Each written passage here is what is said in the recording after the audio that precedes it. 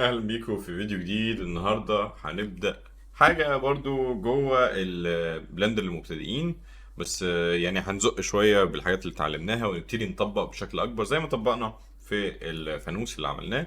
هنطبق في سيريس كده بتتكلم على برودكت موديلنج، تكستشرنج، لايتنج وانيميشن في كذا كونتكست. يعني احنا مش هنانيميت البرودكت اللي هنعمله ده مره واحده، لا احنا هنعمله انيميشنز كتيره جدا ونشوف احنا ايه اخرنا في الانيميشنز اللي ممكن نعملها في منتج معين.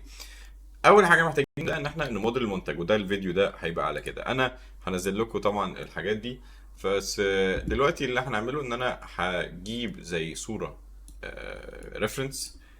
هاجي هنا هعمل ايمج اديتور، هعمله مرتين، والصور دي كلها انا هنزلها لكم برضه اللي انا هشتغل من خلالها. ودي صور انا هستخدمها كريفرنسز للشكل اللي هنستخدمه. واحدة من الصور هنستخدمها بالطريقة دي وهنستخدمها تاني هنا. لازم ابقى دايس واحد عشان ابص على الشكل بالظبط من قدام. ليه؟ عشان لما اجي اعمل كليك ودراج للصورة اللي انا لسه حاططها دي، قلت لك كليك ودراج للمشهد بتاعي، دخلت معايا كده على طول. وانا هستخدم ايه المنظر ده عشان ابتدي اشتغل. مش هعملها كده بالظبط، بس هستخدمها برضو يعني ايه عشان هتساعدنا كتير. انا عايز ازازه تشبه حاجه زي كده اكتر، بس هستخدم الحته دي عشان اعملها صح. وبدايه بان انا اول حاجه لما اجي اموديل اي شكل محتاج ان انا اشوف ايه الشكل الاساسي اللي انا محتاجه عشان اموديل الشكل ده. في منظر زي كده طبيعي ان انا استخدم ايه؟ استخدم سيركل. بس ما ينفعش استخدم سيركل على طول كده وابتدي اشتغل، لا. انا عارف ان انا السيركل دي هعمل لها سب ديفيجن، ومحتاج احافظ على البرفورمانس بتاع الجهاز بتاعي بشكل او باخر. فانا ممكن اجي هنا في السيركل دي، ادوس سيركل واقلل دي شويه. ممكن اخليها مثلا ايه 18، حاجه زي كده، عشان انا عارف، او ممكن حتى 20، عشان انا عارف ان انا الشكل بتاعي ده هعمله سب ديفيجن. انا عارف كده عشان ايه اقدر ان انا اوصل للشكل اللي انا عايزه. لو انا عملت سكيل دلوقتي عشان يبقى قد الشكل ده زي ما انتم شايفين كده، انا بوظت ايه الريشيو بتاعت السكيل بتاعي. فانا محتاج ان انا لما اجي اسكيل في اديت مود. نفهم بقى ازاي نموديل حاجه صح. انا دلوقتي لو انا عندي شكل، ايه الادوات اللي انا محتاجها عشان اموديل الشكل صح؟ انا دلوقتي هفتح كده اديت مود. انا حتى هعمل ايه حاجه لطيفه، هعمل 3 دي فيو بورت هنا عشان نقدر نشوف في كذا جنب. بعمل ايه لما باجي ابدا بسكيل كده، سكيل خفيف. شايفين انا كل اللي انا بعمله ان انا بسكيل في اديت مود واحرك الشكل ده شويه لحد ما يبقى في النص. والتولز الاساسيه عشان اموديل مثلا حاجه زي كده، اول حاجه وانا واقف في الفيو ده، اي. بصوا عمل لي ايه؟ اي يعني اكسترود. فانا دلوقتي عملت المنظر ده، محتاج ان انا ادوس زد عشان يطلع في الاكسيس بتاعي، بطلعها زد لحد فوق. طيب انا مش هعمل الشكل ده دلوقتي على طول، انا بس عايز اشوف ايه الحاجات المختلفه اللي انا ممكن اعملها بالتكنيك او بالطريقه دي. عملت اي. طيب يحصل ايه لو انا عايز اخش مثلا حته جوه حته بره، حته جوه حته بره وهكذا؟ بعمل ايه عشان يعني مش كلنا هنعمل نفس البرودكت؟ انا عايز كلكم تجربوا برودكتس مختلفه. حتى لو في حد في برودكت في دماغه حاجه معينه ممكن يعملها، ولو في حد واقف في اي حاجه برضه ممكن يبعت لي.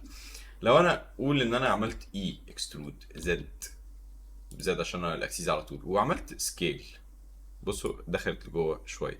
هعمل ايه؟ اكسترود تاني وسكيل، سوري زد، اكسترود وسكيل اللي هو اس عشان يطلع في، يعني يسكيل من الحته اللي هو فيها. ممكن اطلعه فوق، ممكن اسيبه زي ما هو، ممكن اسكيل تاني زد دايركشن كده، اكسترود وسكيل كده. اي اس فيها اي اس وكتير، اكسترود وسكيل، اكسترود وسكيل، وهكذا. ممكن نقعد نكرر العمليه دي لحد ما نوصل للحته اللي فوق دي مثلا، واقوم دايس اف عشان اقفل الشكل بتاعي. ممكن برضه استخدم اللي هو الحاجه الثالثه اللي هي اي بتعمل لي انست، وبعد كده اطلع الشكل اللي فوق شويه لو انا عايز. طيب لو انا بقى عايز اعمل الشكل اللي قدامنا ده دلوقتي، انا بس حبيت ان انا اوريكم الطريقه عشان لو حد عايز يعمل حاجه معقده اكتر شويه. انا الشكل اللي قدامي ده اطلعه لفوق خالص لحد ما اوصل للمنطقه اللي هي دي، شايفينها؟ وبعد كده ادوس اف على طول. طب ليه بدوس اف على طول؟ عشان انا دلوقتي عايز اعمل ايه؟ بافل. بصوا هعمل بافل دلوقتي، بس البافل هنا بقى فيه معضله، هي ان انا الحته اللي تحت دي مش باين لها بافل. طب ليه مش باين لها بافل؟ عشان انا محتاج اقفل الحته اللي تحت. وانا دايس الت هختار الادج ده، هيختار لي اللوب كلها، وبعد كده ادوس اف فهيعمل لي البافل اللي انا عايزه. ممكن حتى اجرب ان انا اعمل سب ديفايد بعد كده، بس دي هنتكلم فيها بعدين يعني. بعد لما اعمل بافل انا ممكن اخلي البافل مثلا كده. واللطيف في موضوع البافل ان انا اقدر في اي وقت ان انا اتحكم فيه. انا زي ما انتوا عارفين انا الحته دي عايزها تبقى اكبر شويه، فانا هسكيل شويه اخليها مثلا حاجه زي كده، وهنزل دي تحت شويه. انا بس اخر الازاز دي على انها ريفرنس، بس انا عايز حاجه اقرب للمنظر ده. بعد كده ممكن اعمل ايه، شيد سموث باي انجل او شيد سموث. وبعد لما اعمل شيد سموث بفتح هنا سموث باي انجل، عشان لو عملت اي حاجه وبوظت لي الشيد سموث. هاجي هنا اعمل اي اللي هي انسert كده، وبعد كده اعمل اكسترود شويه واشيل الحته اللي فوق دي، عشان دي هتبقى المدخل بتاعي للشكل. بعد لما اشيلها ممكن اجي اعمل ايه، سوليديفاي، عشان مفيش حاجه الثيكنس بتاعها زيرو، لازم يبقى فيه ثيكنس مهما عملت. سموث باي انجل بقى بيساعدني. بصوا الفرق بين السموث باي انجل قبل او بعد، بيخلي السموثنج شكله بايظ كده. فسموث باي انجل دايما يبقى في الاخر، عشان حتى الشكل اللي هو ده المفروض ما يبقاش بالمنظر ده. السوليديفاي دلوقتي معمول بعد البافل، فانا ممكن اعمل بافل تاني للادج ده واقلل البافل خالص، عشان هو هيبقى حاجه خفيفه جدا. ممكن بقى دلوقتي ان انا اوصل لمرحله ان انا اسب ديفايد. سب ديفيجن ليه؟ عشان ايه، انا الشكل عندي بس قبل البافل السموث في الاخر خالص. ليه سب ديفيجن؟ سب ديفيجن عشان الشكل بتاعي يبقى مش مكسر كده. بصوا هيبقى في تكسير لما بقفل السب ديفيجن، في تكسير كده خفيف كانه مكسر كده. فانا ممكن اخليها 2 عشان اتفادى التكسير ده. طيب هنا بلاحظ حاجه، بلاحظ ان انا الحته دي مش مظبوطه. هي في الطبيعه ما بتبقاش كده، في الطبيعه بتبقى ستريت اكتر كده. فانا ممكن اعمل ايه، لو انا عندي اي شكل فيه سوليديفاي، يعني انا مثلا عندي الشكل ده وعملت له سب ديفيجن، او حتى شكل اقرب للشكل بتاعنا اللي هو سيلندر، وعملت له سب ديفيجن، بصوا اللي بيحصل. الفيسز الفرق بين الفيس المقفول والفيس المفتوح. بصوا الفيس المفتوح عامل ازاي والفيس المقفول عامل ازاي. طب ازاي بصلح حاجه زي كده؟ كنترول ار وانزل الشكل ده لتحت. ممكن اجي هنا في الشكل ده ادوس اي اللي هي انسert حته جوه، واجي هنا شيد سموث الحته اللي فوق نفس الحاجه. الت وانا دايس اف، الت وانا دايس قصدي، وبعد كده ادوس اف هيقفلها، ادوس اي. ممكن اعمل كنترول ار. فكنترول ار بتساعدني ان يخلي السب ديفيجن لسه موجود، بس الحاجه مش عامله بالمنظر ده كانها ايه كيرف قوي، والكيرف ده انا مش عايزه عشان انا بعمل حاجه سينثيتك، حاجه مصنعه. فانا باجي هنا كنترول ار وانزل الحته دي لتحت شويه، خليها مثلا حاجه زي كده. ممكن اطلعها فوق السنه كده، حاجه زي كده. او ممكن عشان برضو الشكل ما يبقاش غريب قوي ممكن كنترول ار كده يبقى بالمنظر ده، احسن كتير كده.